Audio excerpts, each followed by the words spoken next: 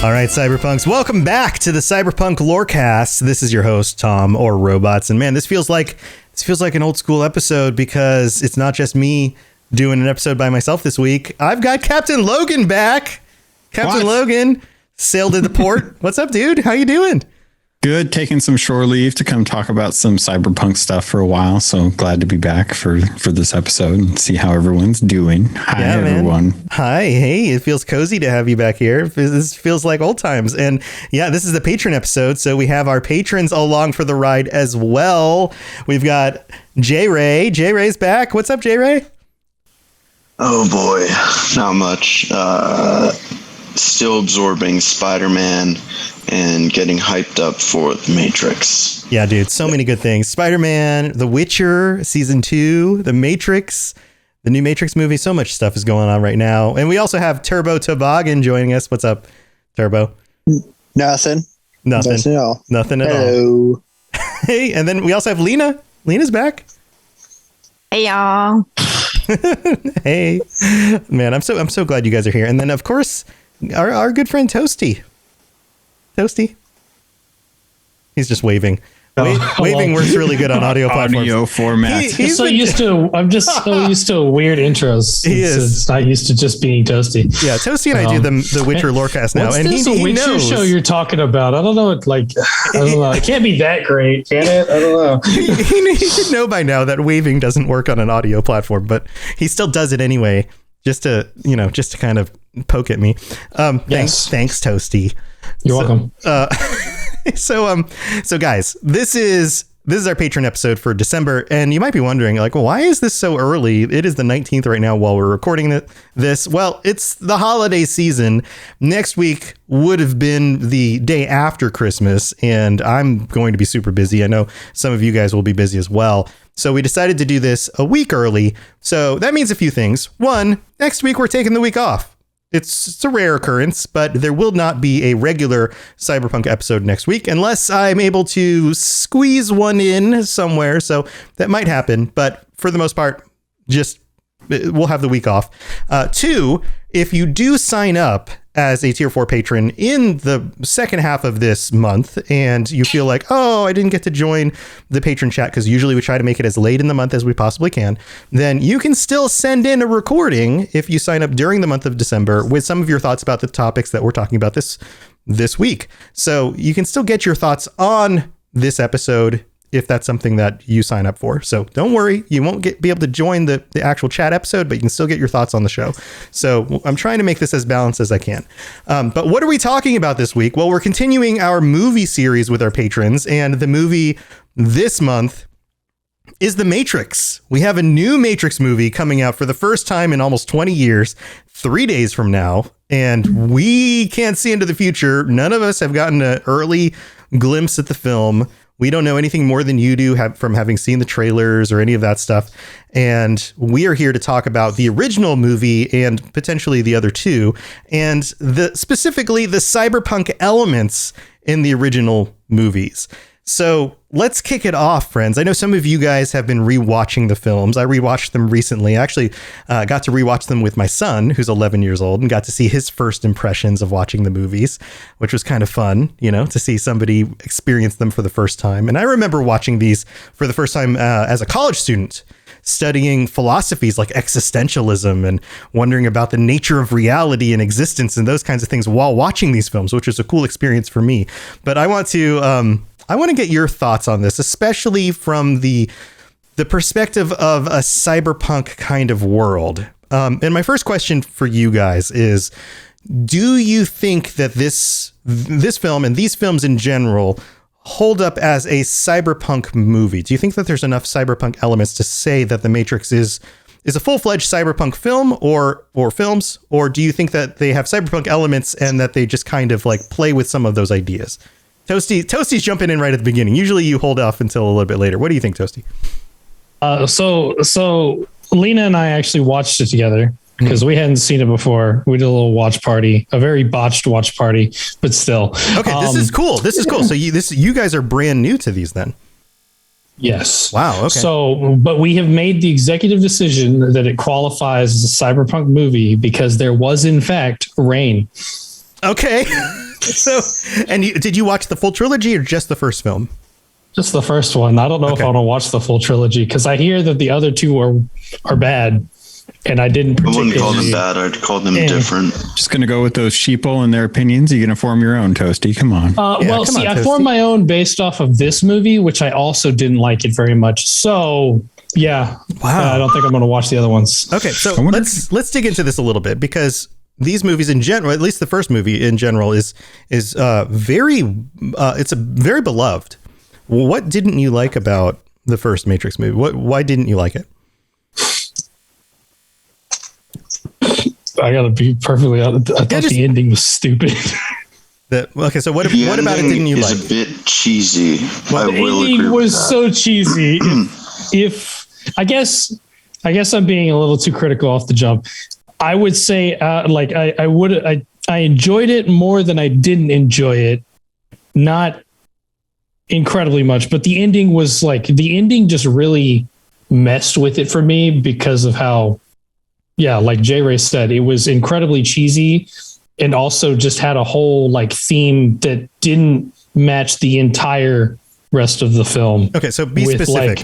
What part of it? What specifically was cheesy and True Love's kiss bringing him back to life bullshit? That one, that was really weird. Okay, for kind of alternate reality movie kind of thing going on the entire time, just to throw that in at the end.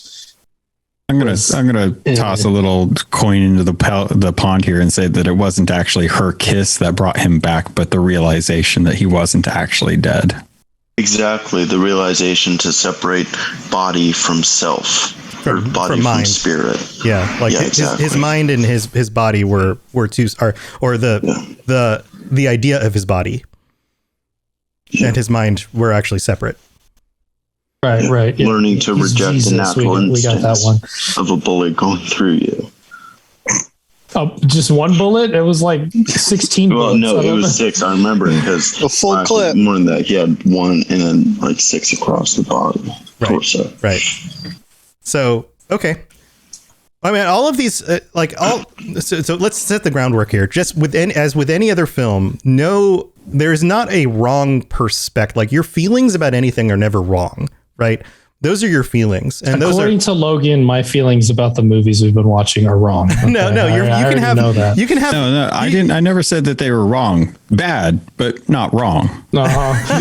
We can disagree about each other's perspectives on things. That's fine. You can have bad opinions, but they just aren't. They're just justified opinions. But the ending of the film to me wasn't cheesy. But I don't necessarily think I would consider this a cyberpunk film to get to the original question. Okay, so I think let's back up. I think something to notice is that the cyberpunk of the 90s is different from the cyberpunk of today, because the technology we have today really shapes our version of cyberpunk to be much more high tech than what they had back then.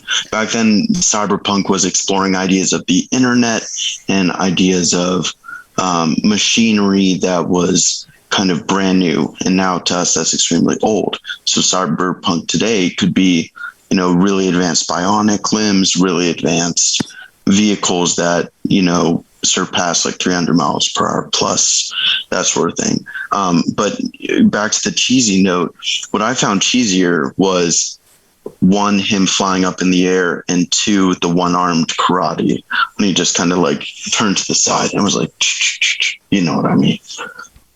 Okay, so let's divide this into because we could have multiple conversations at the same time, and that would be very difficult to manage.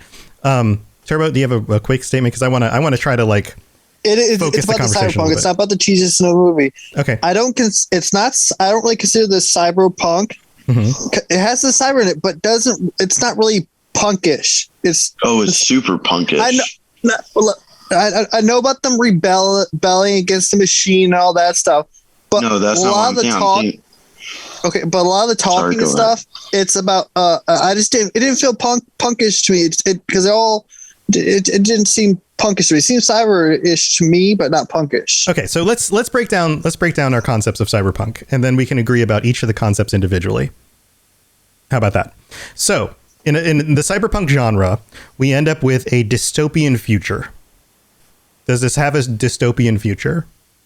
Yes. Yes. Right. Is it a dystopian future in the near future rather than the far, far, far like sci-fi future?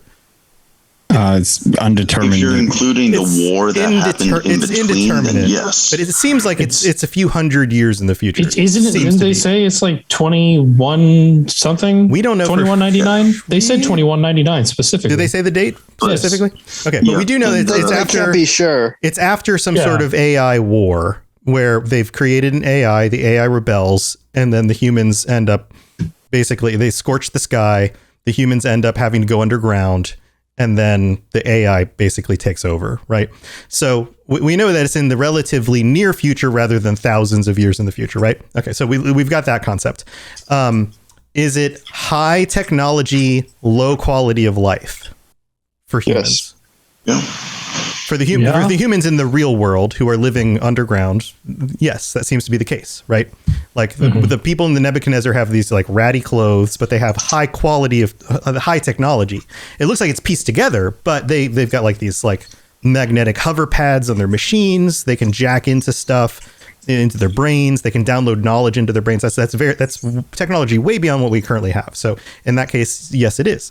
Logan, help me go through some of the other aspects of cyberpunk that we've talked about in the past. A lot of it does come back to is there a rebellious group going up against a larger body that's in charge, and that is something that I would argue is in there, but it's not a corporation versus a group of rebels with an ancillary group of people that are just numb to it, that are just kind of going about their parts. It's literally the last bastion of humans against the machine AI that is now controlling it. So it's more like man versus machine or man versus man, as opposed to like a cyberpunk style where there's a small faction of people that are trying to rebel against corporations. Right. So that is lacking. Lena? But I mean, it's very much like the oppressed against like the oppressors. Not a corporation, but like rebellion against the oppressor. Yes. True, but would you apply that to any war film in that case? Would war films start to qualify based on the technology as all cyberpunk if there's an oppressive group and an oppressed group? Okay, fair point. Right. You also don't have... It's just an element that you can have that's part of it. I think it is more than just one particular element that makes up a cyberpunk like genre, but having that as part of it does help it fit more into that category. Sure. Right. You also don't have a traditional sense of gangs so much. You have factions, but most of the factions exist among the AI. At least in the first film, not among the humans. The second and third film, you've got more of a sense of individual factions and the political stuff that's going on among the people. I'd push back on that a little bit if I can. I feel like the factions within the machine are all still the machine. There's individual programs, but those programs are just operating off of what they're told to do. They don't exude anything unique to them outside of maybe Smith, and even that's in question based on how much is Smith's programming pushing him to do stuff that's outside of the normal agent programming. But everyone else, like the Oracle and stuff, she's just doing her job. That's exactly what her programming is telling her to do. May I just say, Smith does enough against the machines for the machines to want to destroy him. Hence, the third movie ending with Neo and the machines teaming up to defeat Smith. Are we taking into account the other two films in this case? Let's just talk about the first one, because two of us haven't talked about the other two, and the other two get more complex. I could write entire college paper on the second and third film at this point, and what I think is actually happening in those. But let's leave. Maybe we talk about those on a future episode. In terms of punk, the first movie has more of a punk note to it within the Matrix than the real world. Neo's friends at the beginning, an extreme punk aesthetic, definitely within a rebellious group of hacking. Neo, Trinity, Morpheus, they are hackers trying to take down in the Matrix, the government; in the real world, the machines. And then I guess in the second movie, they go through a club to meet the Merovingian. Yeah, but that is a super punk. Yeah, right, but hold off on those other films for now. Yeah, the black leather, the sunglasses, tattoos, the white rabbit tattoo. Yep, all that's punk. Yeah, all of the symbolism in both sides of it. The dirty punk side of the real world, but then the sleek leather, like tattoo, high stylized club where Neo meets Trinity, super like grimy and underground. Yep, all of that. They've got like the dirty punk side, but then they also have the super sleek, stylized, more cyberpunk kind of, future machine punk. Guns, all that. Yeah, all that kind of that. Like stylistically, a lot of it is very cyberpunk as well. So, I think it's kind of in that middle. It's kind of in that middle gray zone. I mean, there's a lot of cyberpunk elements, but it does kind of take the cyberpunk elements and it kind of pushes it into this like, well, the corporation is now AI. The typical elements of cyberpunk aren't necessarily humans. They're now the machines instead. So. I don't know if there's an easy answer to the question I posed at the beginning. I think it's very cyberpunk influenced, but it is kind of its own thing in its own way. I would argue that it probably trends like half science fiction, half cyberpunk. Like it definitely takes on notions of a science fiction where a lot of stuff is crafted out of, for the sake of narrative, like the human farms, like. I don't know. I've ever seen anything cyberpunk that is like the human battery farms that they have out there and these giant harvesters. Yeah, that's more sci-fi. Yeah, I agree. I agree. It kind of reminds me of that one mission, I would say probably in 2077. A really bad one, the river mission. That was mutilation though. That wasn't like, but that wasn't still like organ farming in tubs and or their resources kind of thing. So yeah, humans for resources is still the same. I can see the connection there. Okay, so we've got that established. Let's move. Okay, so now that we've got that established, let's move over to the other side that we were trying to discuss. The film itself as a film. Let's leave the themes for what they are. How did you feel about the film as a film? Like the acting, the videography, the action sequences, those kinds of things. Not the story stuff, not the way the plot played out, but the actual like the components of the film. The technical side. I honestly think the film still holds up 20 years later. Yeah, they're using dated technology, but outside of the couple instances where they're using human CG to make stuff or make people look or move in certain ways, outside of that, a majority of the film is done practical, and that really helps with it staying relevant. But yeah, I think as far as the film is shot, it's stylized. So I think it holds up a lot better than most other films that you could criticize for like how they hold up 20 years later. There's a reason why there's a big following behind The Matrix. And that's because the themes that it brings are great, but the film itself just looks and works really well. Yeah. This was the first film to create the slow motion rotation camera thing. Do you guys know how they did that originally without CG? Yeah. Didn't they have like a bunch of cameras on like this rigging that was like three? They had like 18, I think. Yeah. They had however many they needed in order to get all the way around, and sometimes multiple, like 100, like 360 degrees plus. So, for example, in a scene where like Neo was dodging bullets, Keanu Reeves would be posed in a position where he was like moving. And they would have like a camera, and then, 4 degrees to the right and, 3 degrees below, they'd have the next camera, and then they'd have another camera and another camera set in rigging.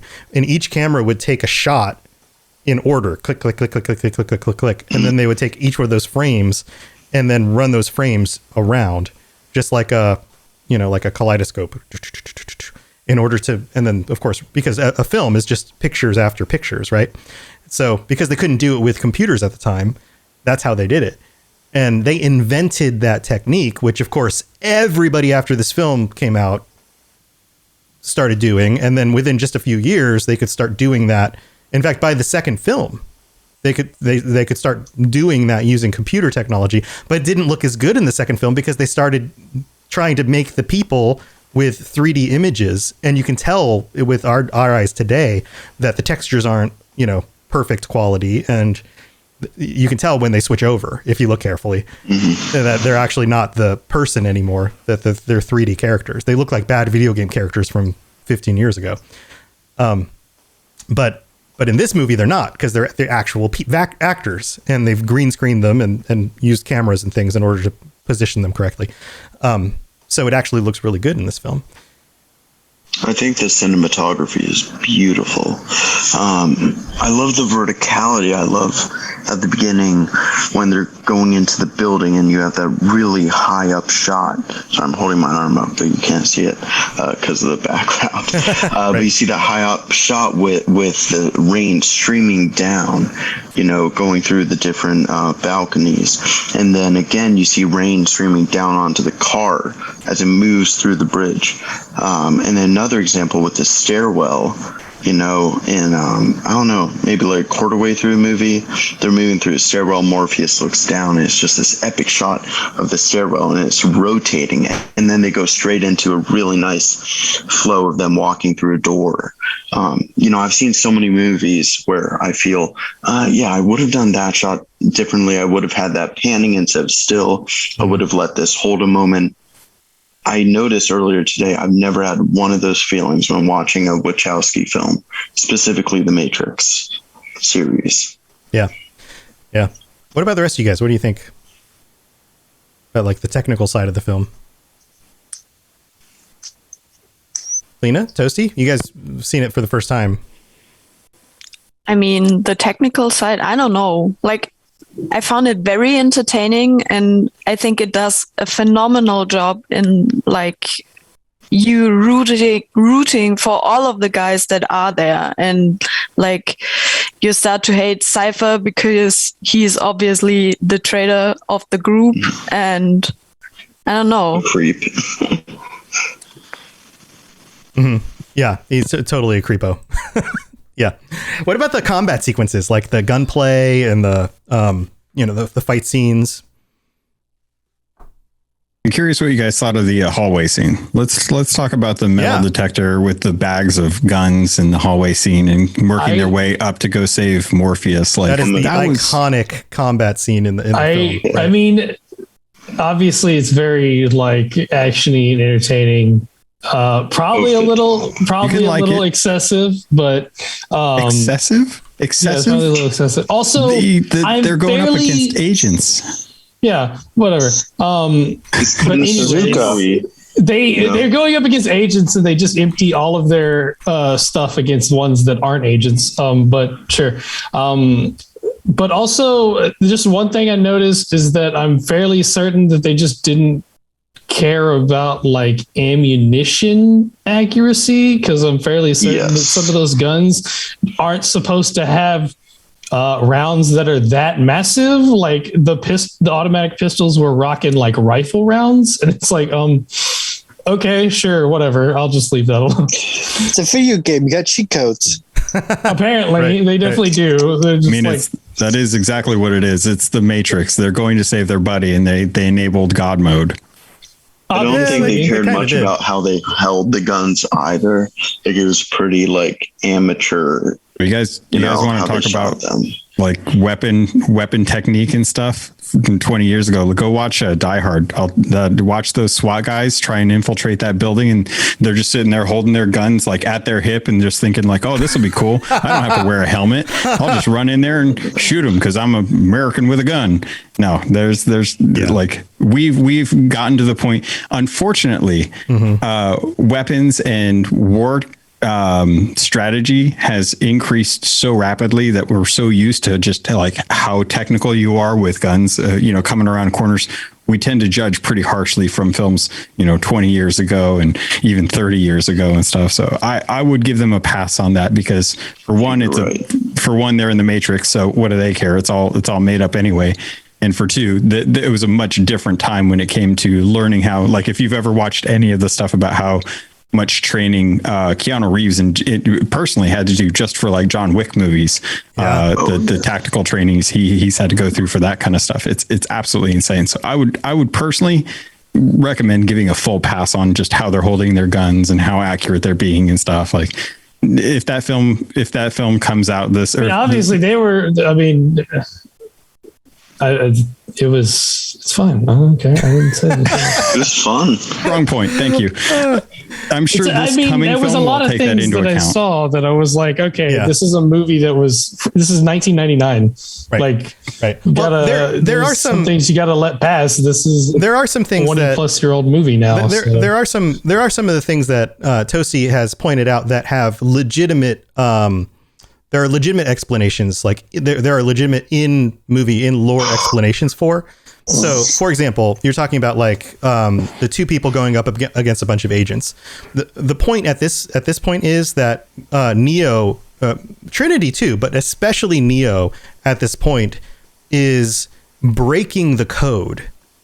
He is moving faster than the agents can move. He is reacting faster than them. He is not only programmed into his brain through the programs that they've loaded in, the ability to shoot guns and fight and do all of these things as well as any human could, but he has now surpassed the ability of any of the programs to do these things.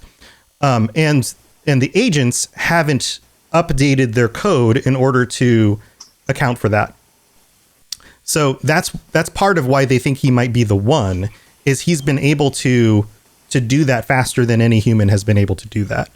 But people like Trinity and the guy they're going to save, Morpheus, are also good at that as well. That's why they're the kinds of people who have been chosen to infiltrate the Matrix and to try to go on these missions, is because they're able to use their minds to bend the code to go past the limitations of the Matrix.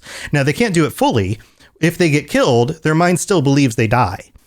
And so in the moment where Neo gets shot in the Matrix and his mind believes he's dead, that's the moment where they think, oh God, this is over. Trinity gives him a kiss and his mind realizes that like he's not actually dead, that the Matrix is an illusion and he's still alive. And that's the moment where like things totally click for him. And he goes into Superman mode and he realizes like, oh, this is in fact a total illusion. And therefore that the scene where he's blocking things with one arm, that's representational. It looks cheesy, but it's representational of he's moving so fast that he can, with one arm, not even pay attention to block everything that Agent Smith is doing while analyzing his other arm and going, I guess this isn't even real. I can do whatever I want. This is a video game. I can predict your movements. Yeah, I've got total hack mode on. Really good example of how to look at that scene. Have you guys ever watched anyone do a speed run for one of those? I just blanked. Rubik's Cube. Have you guys ever seen someone finish a Rubik's Cube in like under a second? Mm-hmm. That's essentially what's going on in this film. You can look at a Rubik's Cube, and if you don't know how to solve it, it's going to take you forever. And you're going to feel real dumb because you're going to get one side, maybe two sides, maybe three sides if you're really good. But if you've watched people that have studied it, that understand how the movements move, and know exactly how many moves it takes to get to finish a Rubik's Cube, they can finish it very fast with a lot of practice. That's essentially what's happening at the end of the Matrix. Is Neo has woken up. He's had that epiphany, and he now sees how to solve the problem so fast that it doesn't seem natural to anyone else. And we're still, as the audience, carried from the perspective of someone that doesn't understand it until we see the one glimpse at when you see Neo looking at the code in the actual Matrix, and he actually sees the code for what it is. Right. That's basically like, that's what was so revolutionary at that time is like the concept of seeing a program for what it actually is, as opposed to what the illusion still presents to us. Okay. So that's why it looks cheesy, but to him, he's now beyond, like everything is now objectively different. And that's the representation in the film. I didn't have an issue with that part. I had an issue with the kiss. Right. It wasn't necessarily the kiss, though. It was her telling him that he was the one. Like, the kiss was just there because she loved him. But he realized two things. One, he wasn't going to lose the love of his life over a simulation. And two, the fact that he wasn't actually dead. The fact that he came to that self-realization after she told him that he had to be the one. She gave him the confidence to be able to mentally disconnect from the simulation to actually be able to see it. And it also represents something else in the film. So the love between their affection is what separates them from the machines. There are multiple themes, and I hope we are able to talk about the second and third film, because although the effects and some of the ways the plot plays out can be cheesy, and I don't think they hold up in those ways as well as the first film, the themes of the second and third film, I think, are actually profoundly more deep and interesting than the first film. And I think by the third film, they actually play out psychologically very, very well. And I think they went over a lot of people's heads. I don't think that most people even understand what they're actually saying. And the love story is very important as the trilogy goes on. So there's more there. Lena? I just thought it was such a beautiful metaphor, because it's basically what separates the humans in this movie from the machines, because like we're irrational and we love and we have emotions, and then there's the agents who are like rational, A equals B and all of that stuff. So I loved that, but I mean, it was cheesy, but the meaning behind it, I get it in the context of this movie. Right. And in this movie and in some of the other movies, they show it in multiple ways. There's friendship, there's family, there's romantic love, and it's those relationships between the individuals and they continue to grow. And I won't talk about the other movies too much, but they continue to show that it's those human connections that drive us forward. It's those human connections that truly have value and are what's worth fighting for. It's those things that the humans hold on to, and that's why they fight against these overwhelming odds in order to stand up against these machines, even when their lives are in, terrible disarray, and they've overwhelming odds. And at the end of the day, they have to put their faith in what seems like this totally irrational thing. Like, how does this person even stand up against machines in these ways? And it plays out in even more strange and irrational ways, which is why the fourth movie coming out is so bonkers, because it doesn't seem like it makes sense. Like, from what we know about what happens in the third film, this fourth movie doesn't seem like it should happen, which I would love to talk about, but we can't talk about in this episode. So maybe we'll talk about it offline. So if you guys get a chance to watch the second and third one, I would love to hear your thoughts on this, and then we can talk about the fourth one later. But all right, we need to take a break and thank our patrons, you guys and everybody else, and then we'll come back and we'll finish up our conversation about the Matrix. So hang tight.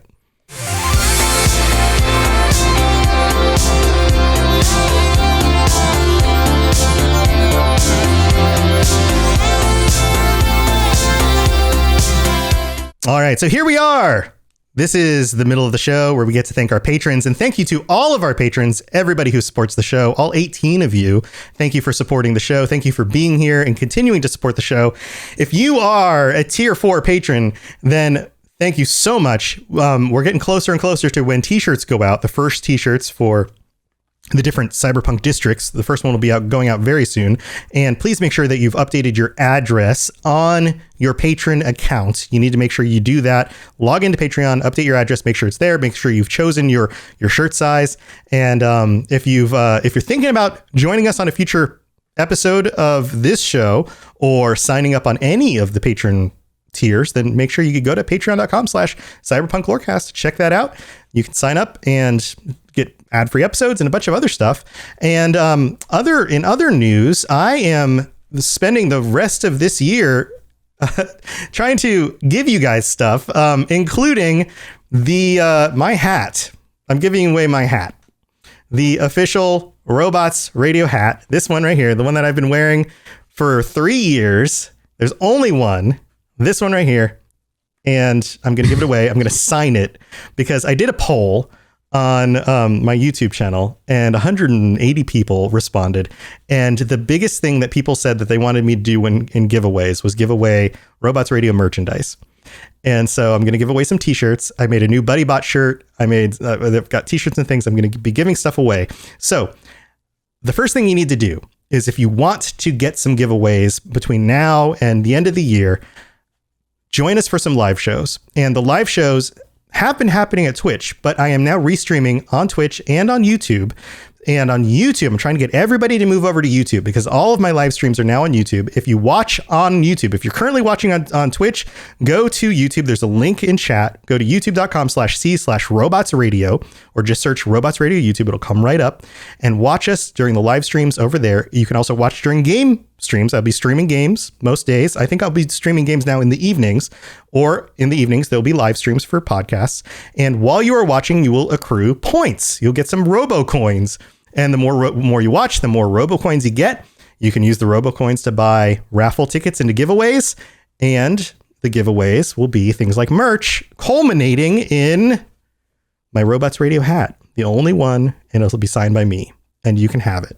And so that's what's coming up. So if you want to be the person who wins that or any of the other Robots Radio merch, and maybe even some game keys for like some of the video games that we've been playing, then head over there and get some points. But that's what's going on. So thank you everybody for watching. That's my fun way of ending the year with a bunch of giveaways. And thank you again to all of our patrons. You guys have been awesome. All right, we've got to talk more about the Matrix. Let's go do that.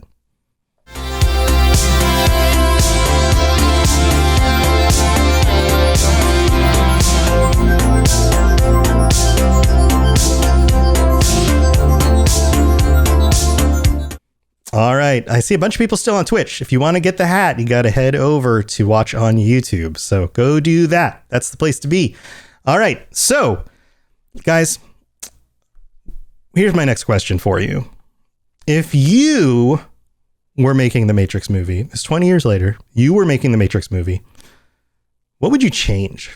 Would you change anything? Some of you feel like, yeah, there's some things I would change. Some of you feel like it's more like an almost perfect movie. Toasty, I know, wants to change some stuff. What would you change, Toasty? So, and specifically, not just like, hey, this part's bad. I don't want it to be. I would want it to be different. But what would you change it to? Change it to? Right. If you're going to change something, you need to say how you would make it better, and specifically what you would do to make it better. Oh, okay. Specifically, the one thing that comes to mind, because 2020 existed as a thing, the scene where Smith walks away from Mobius and then sends in the cops to beat the shit out of him. Morpheus? Yeah, I said Mobius. Sorry, Morpheus. Yeah, I would just remove that completely. Because just having a bunch of cops beat up a black guy just isn't. Well, there are other agents. Is not good.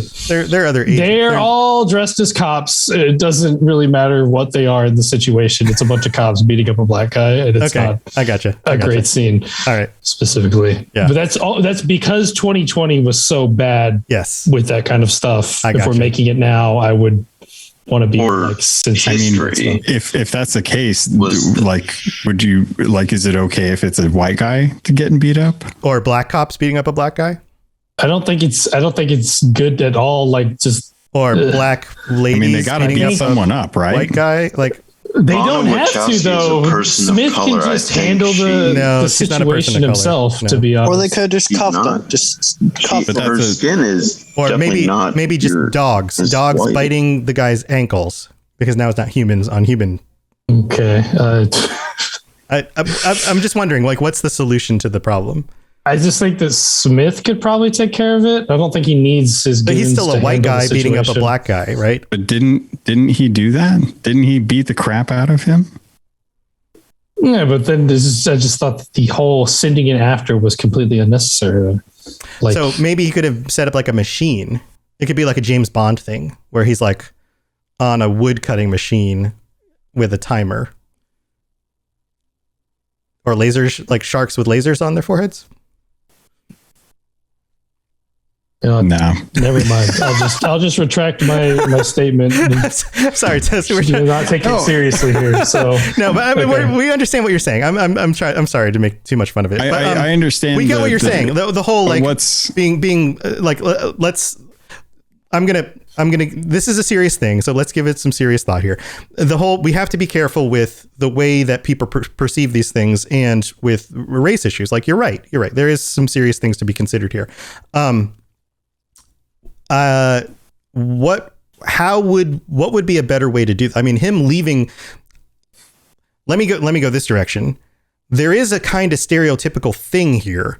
The main bad guy villain goes away from the situation, leaves a key character with his underlings. Of course, the underlings don't do what they need to do, so that guy escapes, right?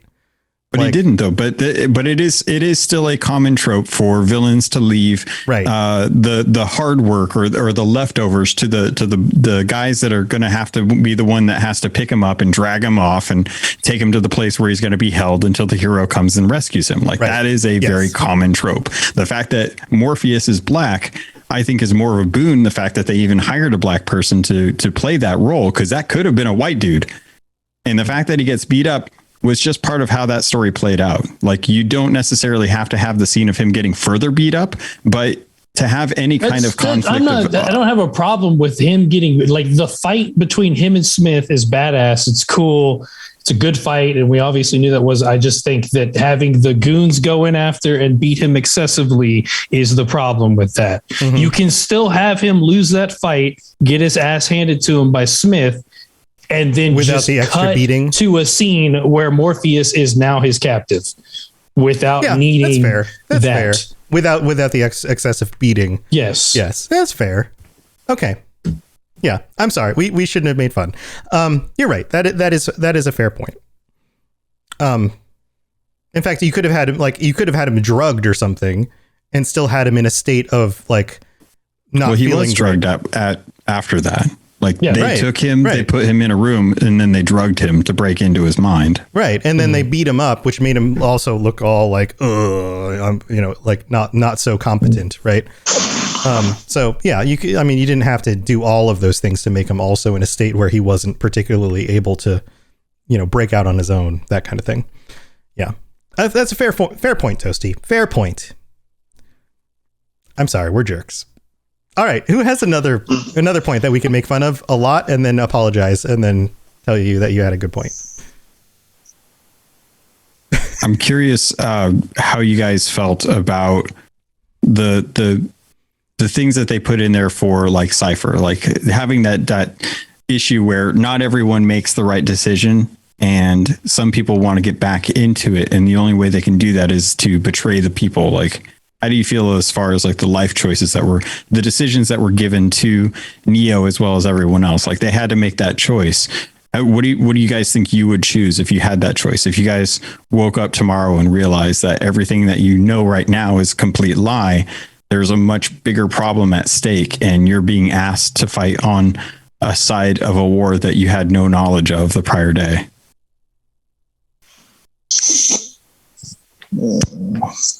I know it's a tough question, but I think it's a legitimate dilemma. I think that they're right in that most people would probably just go back to sleep and just be okay with the lie. Yeah, I think that's true for the majority of people. And I think that the majority of the people probably includes most of us too. I think on most days, I'll straight up say it and be honest. I'll just go back in. I think on most days I would, on most days I would just go, yeah, the world sucks. Okay. Put me back to sleep. Mm-hmm. I think it's circumstantial, but I also think it's interesting that as humans, we have the tendency to question what is real. I think that itself is really interesting to explore. It could symbolize that, we have some dissatisfaction with life just at a constant. It could symbolize, a yearning for adventure. But to abandon all that we have, and hopefully most of us are content with what we have, it's a very tough choice. I think Neo seemed to be like pretty lost in his world. Like, he had no real identity. His identity that he embraced was as Neo rather than Mr. Anderson. So I think it depends. Like, if you live a life where you have really nothing, then I think perhaps they would take the red pill. They had nothing to lose. That's a good point. He really was dissatisfied with existence to begin with, or at least with what he thought his existence was. He was seeking an out. He didn't really have a family. He had a terrible, crappy job. In fact, the entire film up until that point is this like hazy, yellowy green color. Like the world, the Matrix looks sick. Like his existence from his perspective feels sickly. Like, on purpose. Like that, like it's filmed. Same that thing way. with the second and third. Yeah, they all have that hue. Yeah. It's filmed that way on purpose. Like, even though that existence is our real world and is comfortable, it's on purpose. It looks sick. Yeah, that's interesting. Terry Brown in chat says, I think they would have killed Neo if he chose the blue pill. Do you think if he went back that he would have just been killed off by the machines? Well, the agents were coming for him at that point, right? So they were going to get him if it wasn't for Morpheus getting to him. Yeah, probably. Oh, one thing I would have changed, though, back to the actual question from Robots, would be I would have wanted Switch to live, because Cypher kills off APOC and Switch seemed more integral to the movie than APOC. I think they could have kept Switch alive. That would have been interesting. I would have wanted that. I did like Switch. Yeah. How did you guys feel about Tank and Dozer? I love Tank. Yeah, Tank is amazing. Guys are great. They're great characters. He's so fun to watch. You know. I think Lena and I were also kind of crushing a little bit. Not gonna lie. Totally. He was a very attractive man. I was like, wow. Yeah. Why couldn't he be Neo? You know, that's another one of the stereotypical things, though. I mean, obviously, it's Hollywood, but the good characters are attractive, and the bad characters are not so attractive. See, yeah, that was kind of a thing, and I know I guess if I'd seen this, except for Miss. Oh, go ahead. Sorry. No, I interrupted you. Go ahead. I was just because I've seen so many movies with the particular actor that played I'm already forgetting his name, the traitor. Whatever his name was. Cypher. Yeah. I've seen that actor always plays scumbags. And so I was like, I saw this guy and I was like, he's going to be a bad guy, right? Because he always plays the scumbag, which he does incredibly well. I think he makes a great scumbag. Sorry. Right. So imagine for a moment that they had swapped some roles. Like, what if Dozer was Cypher? Like you never would have seen it coming. I felt like Dozer was like really background. So yeah, I really wouldn't have seen that. Well, no, Dozer couldn't be the. But imagine they just swapped the actors. Like Dozer had all the same lines as Cypher. You know. So he would be from the Matrix then, right? Yeah. Like imagine they just swapped actors. Okay. Obviously, you'd have to change some relationships. I think Tank and Dozer. I would not have seen it coming in that situation specifically. Just his face. Even if Cypher had that line, like it's basic, like vitamins and nutrients and minerals. Like when they're talking about the sludge, Cypher would have seemed sus saying that. You know, right? You're just swapping faces. Just put one face on somebody else, one face on somebody else. Like they did play Cypher a little too close, not close enough to the chest. Honestly, I will say that if they had made him to be a little more likable of a character and not so kind of not squeamish, but kind of I don't know, sleazy. Thank you. Yeah. If they didn't play him as sleazy, I think it would have been a much better turn in the long run. They really didn't. Really didn't know how to play a betrayal that well, and I think that kind of plays in part to how human Cypher is. It's not like he's trying to be bad. He's just trying to get back into the Matrix. That's all he cares about. So him being like really good at betrayal isn't something that someone who just wants to get back into the Matrix is something that they should be really good at. They should be really good at. He's not relatable at all. There's no desperation to be like ignorant. There's no desperation to feel at home. He's just pure strange. I gotta push back and say, most of you said you'd rather stay hooked up into the Matrix. That's all he wanted. That seems pretty relatable. Yeah, I think it's super relatable. I thought you were arguing. Sorry, there's a miscommunication. I thought you were saying that. I thought you were saying the opposite, but gotcha. or embracing that, like that he should have been more vulnerable. No, yeah, I think he should have been more vulnerable. I think he was. Okay, go ahead. Sorry. No, never mind. I think something was lost in translation. I just think it would have been interesting if he was just a little less evil, just more desperate and like. I did think he more had just sad dynamic going on in it because I don't. Granted, because of the choice of actor, it was kind of obvious to me from the beginning, just because I know what to expect from that actor.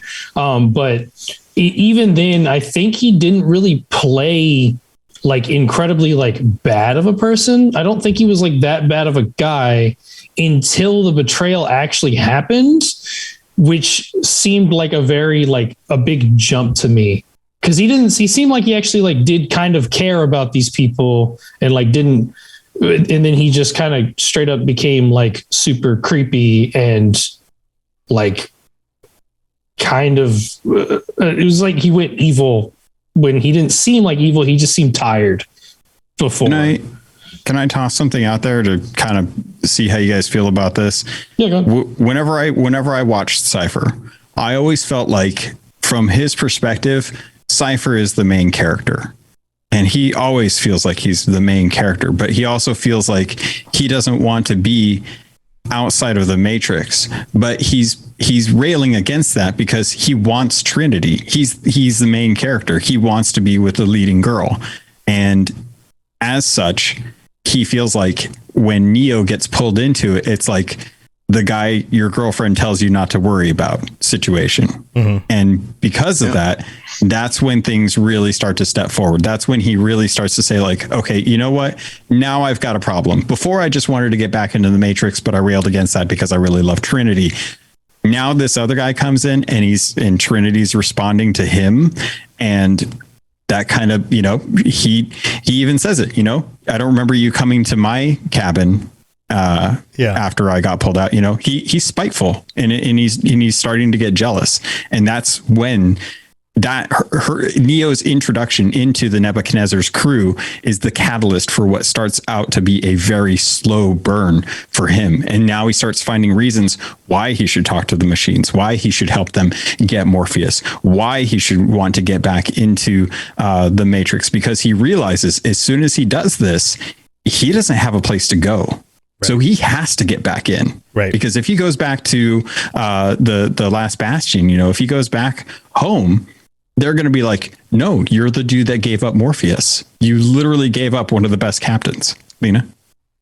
I mean, it's actually really interesting because like you feel like Cypher is overwhelmed with like the reality of a human being. Like he's being overwhelmed by emotion and he just decides basically like, no, this is too difficult for me. Like I want to go back to sleep. That's basically what he decides, which is really interesting and like also relatable. So like life can be too much. So there's a point where he realizes that he doesn't have the constitution to be the main character. And that's when he becomes the villain. And that's what I love about that character. And I think it was done perfectly well. I don't think Cypher could have been done a better job outside of the just like him being a little too creepy, but I can still explain that away with his jealousy. Yeah, it makes sense. I agree. That's what I was trying to say originally. If he was less, that he just had excess creepiness. That's what I would change about him. That's what I was trying to communicate. Yeah. Yeah, but otherwise, I think it's very representative of, like, I don't know, humans, us as people feeling like, well, now my options have changed. I'm kind of depressed about it. What am I going to do about it? Well, okay, well, I just don't want to deal with it anymore. I'm just going to go crawl in a hole. Or I'm going to find my way out of this situation. And sometimes that's a very selfish thing, and we're willing to sacrifice other people in order to get what we want. And that turns us into the villain. And in this situation, that's what it did to Cypher. And he didn't care. And that's what happened. So, well, we're getting close to the end of the episode, guys. Any other things that you would change just to kind of wrap things up? Any last minute things? I will say that I would love to hear who everyone's favorite character was, because I haven't heard anyone really speak praise about Agent Smith and how well done of a cold, calculating villain he was. Dude. Yeah, he's amazing to watch. I actually want to point out he's one bad guy that isn't necessarily horrible to look at. You know, he has a certain charm to him. Hugo Weaving. He's very like captivating. Yeah, he's such a good actor, Hugo Weaving. He really is. I love his forehead vein. He's so good. The way he, like, Mr. Anderson, you know, like he's I don't know. His intonation, the way his phrasing is so poetic. Every line is very well delivered. You know, like it's like he just takes the character and just rolls around in it. He's just so good. Like, I really like his speech to Morpheus and stuff. Exactly. It's like just the smell. Go ahead. Sorry, I didn't want to cut you off. No, go ahead, Pat. I was just going to say, you can tell he's been in the Matrix for a very long time. Like he speaks with the cadence of someone who's spent eons living in that world, and he takes his time because he knows time is not really. It's like talking to someone who's immortal. It's like, you know, what's a couple months to someone who's immortal? So everything he says is very cold. It's very calculated. It's very lengthy in you know, its delivery. So I love the idea that he's thought that deep into the character to be able to bring that to what seems like a very manic situation for everyone else, because to them, being attacked by an agent is almost certain death. The likelihood of you surviving an agent actually attacking you is very slim. Yeah, love it. Yeah, absolutely best thing. All right, let's go around. You guys tell me your favorite character, what you rate the film, and if there's anything else you want to share before we head out. So I'm going to start with Toasty. Toasty, favorite character, rate the film out of 5, and anything else you want to share before we go. The film out of 5. Favorite character first. Favorite character. Favorite character, Tank. Tank is your favorite character. Easy, all right. Easy choice for me. I don't remember how the hell we did the rating system. It's just out of 5. Out of 5. 3.5. 3.5. All right. Anything else you want to share before we go? Witcher Lorecast tomorrow. Go watch it. Yeah, we're going to talk about episode 1 of season 2. It's going to be awesome. Yes. Very cool stuff. We'll be here on the same channel, Robots Radio. You can watch us on YouTube or on Twitch. All right, Lena, thanks for joining us again. What do you think? Favorite character? I guess Trinity, because gotta support my badass woman out there, I guess. Yeah, she's pretty badass too. Like, she's up there. Yeah, loved her. She should have had more screen time. That would be like a good change. Mm-hmm. So watch the next 2 films and then let me know what you think about her. All right. Good. Rating 4 out of 5. Okay. I liked it a lot. Okay. Also, you can reach me on the Discord. Awesome. Cool. All right. Turbo Toboggan. Agent Smith. All right. Agent Smith. And nostalgia, I'm going to have to give it a 5 out of 5 because I can't give it half numbers. So 5 out of 5. You can give it a half. You can give it a half. You can be 4.5. Then 4.5. Yeah, it's in between 4 and 5. I can't say it's a 4, but I can't say it's a 5. You can give it a 4.5. That's fair. Yeah, 4.5. Okay. And you can reach me on the Discord.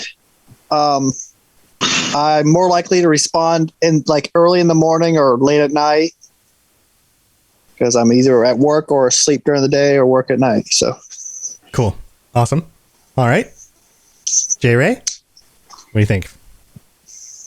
I say Morpheus. Morpheus. All right. Cool, man. We're getting all the good ones. All right. Morpheus. Yeah.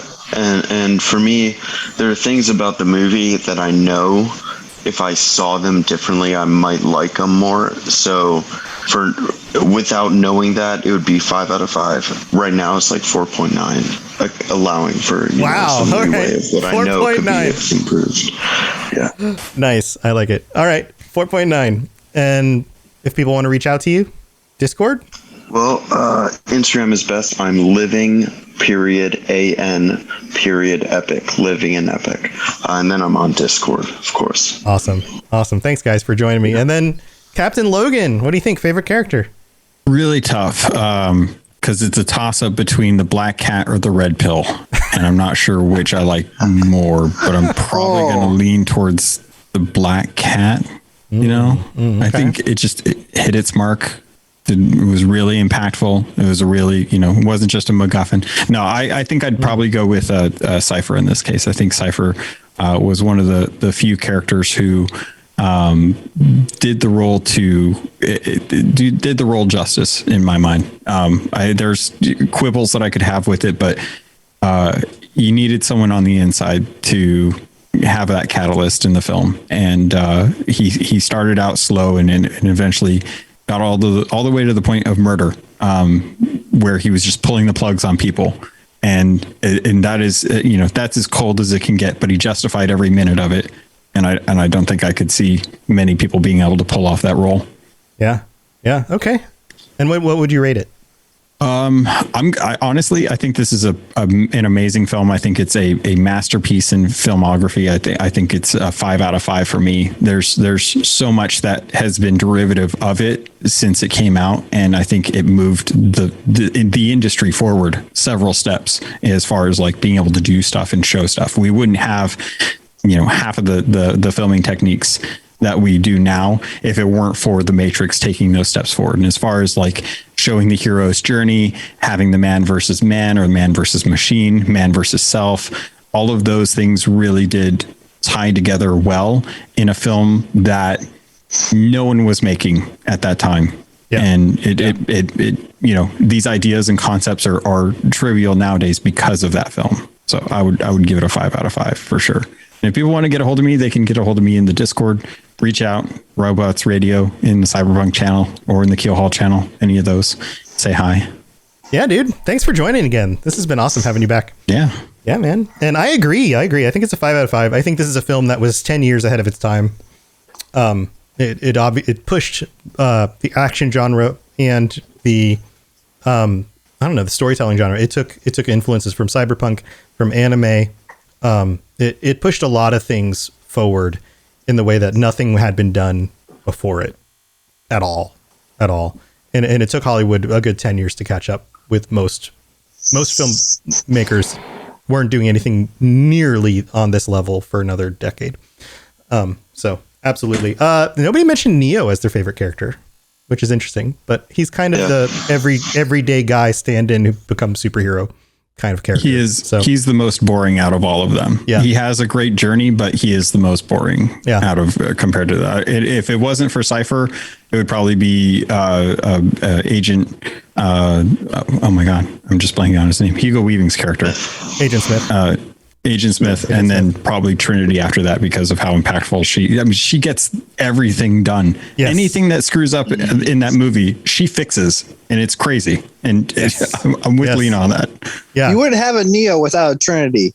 No, you wouldn't. Yeah, dude. We need to talk about the second and third films because there's reasons for each of their names.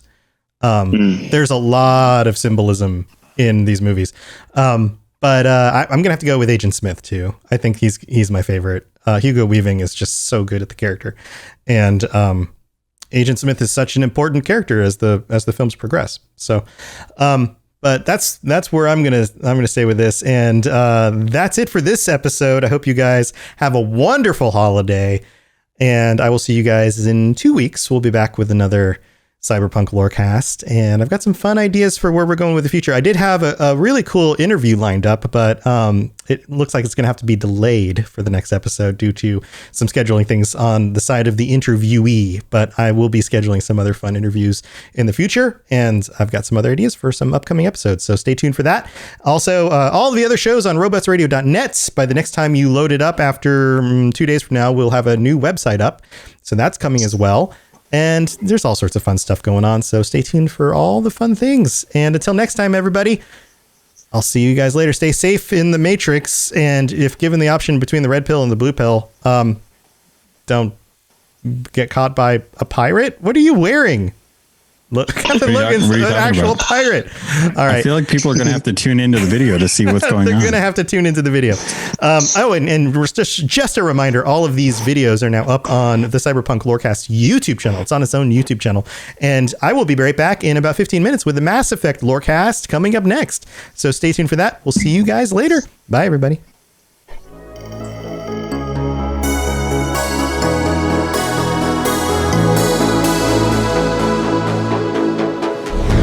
Thanks for tuning in to the Cyberpunk Lorecast. This show is a part of the Robots Radio Network, smart podcasts for interesting people.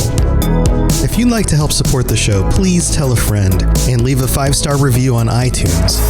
If you'd like to get in contact, please send an email to cyberpunklorecast@gmail.com or follow us on Twitter @cyberpunklore. Also, join the community on the Robots Radio Discord. The link is in the show notes. The music on the show was written and performed by The Midnight and was used with their permission. Go check them out at themidnightofficial.com. Until next time, stay safe in Night City. We'll talk to you later. You've been listening to a Robots Radio podcast. Smart shows for interesting people. Check out all the shows at robotsradio.net.